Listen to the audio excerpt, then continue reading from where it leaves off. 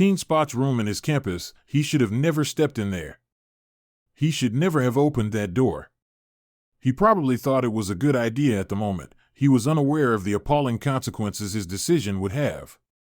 The authorities had been looking for him for months. He had disappeared without a trace. Everyone feared the worst. Had he been abducted, or had something even grimmer happened to him? When they finally found him, the truth turned out to be something more gruesome than anything they could have imagined. When this story took place, Wade Steffi was a 19-year-old freshman at Purdue University, Lafayette, Indiana. He was a gifted engineering student who was at Purdue on a full academic scholarship. At that time, everyone believed he was going places.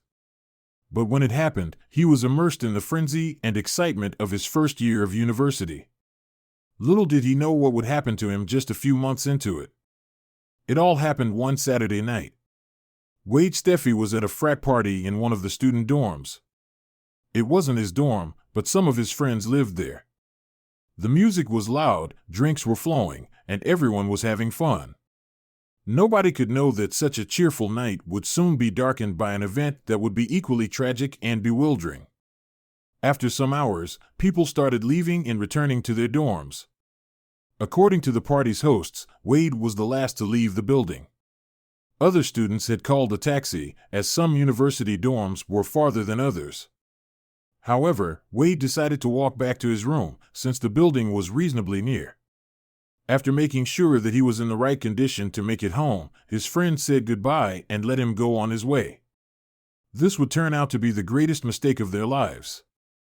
As investigations revealed later, Wade left the dorms in a worse state than his peers would have guessed. CCTV footage shows him staggering around the campus in an obviously intoxicated state. In hindsight, watching this footage is even grimmer and more sinister when one knows about what was about to happen to him just a few minutes later. As he was wandering through the campus, Wade realized something. He had forgotten his jacket at his friend's dorms. In the CCTV images, he can be seen walking around in a t-shirt on a cold November night. Also, Wade's friend stated that his jacket was still in the dorms the morning after. He would have been better off just leaving it there. Right then, Wade made a decision that would turn out to be fateful. He went back to his friend's dorms to recover his jacket. However, he soon found an obstacle. The dorm doors were already closed. It was late at night, and it was part of the university's policy to close all dorms after midnight to anyone who didn't live there. Wade didn't have the keys to that dorm, so there was no easy way for him to return for his jacket. What could he do now? An easy solution would have been to call his friends and tell them about it, but Wade didn't have his phone with him at that moment. It was found days later in the vicinity of the campus. The authorities suspect that it fell from his pocket while he was walking back home, but he probably thought he had left it in his friend's dorms. Unable to call anyone for help, Wade started walking around the building, looking for an open door. After a while, he spotted something. There was a door on one side of the building that didn't seem to be intended for regular use. As a matter of fact, it was placed on a lower level than the doors leading to the main hall, like it was the door to a basement of sorts. It was also surrounded by metal bars.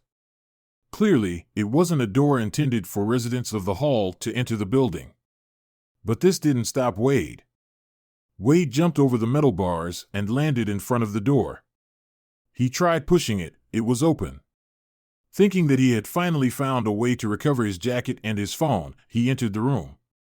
He didn't know anything about the gruesome fate awaiting him. That same night, he vanished without a trace. For the next 2 months, Wade was nowhere to be found. His friends saw his jacket in the dorms the morning after his disappearance. They tried to call him, but no one picked up the phone. The following week, his phone was found in one alley on campus. Soon enough, the police stepped in. The first thing they did was check the footage on the CCTV cameras set up around the campus.